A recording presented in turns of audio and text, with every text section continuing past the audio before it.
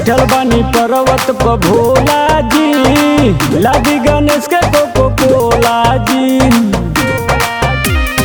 बैठल बानी पर्वत पर भोला जी, लादी गणेश के कोको कोला जी।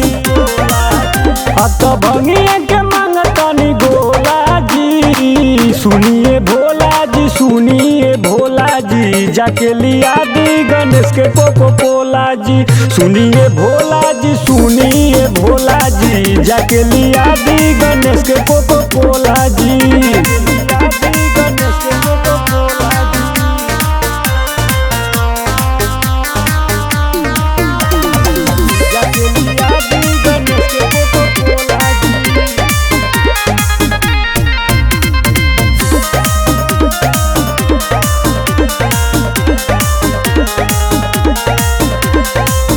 खायल छोड़िए भोला जी बेल पतली, खायल करिए भोला जी दूध मलाई।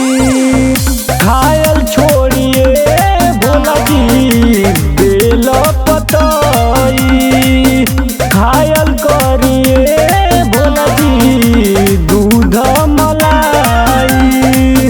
तनी बबुआ लदी छोला जी, सुनिए भोला जी, सुनिए भोला जी, जाके लिया दी गणेश के कोको कोला जी। सुनिए भोला जी, सुनिए भोला जी, जाके लिया दी गणेश के कोको कोला जी। लिया दी गणेश के कोको कोला जी, जाके लिया दी गणेश के कोको कोला जी।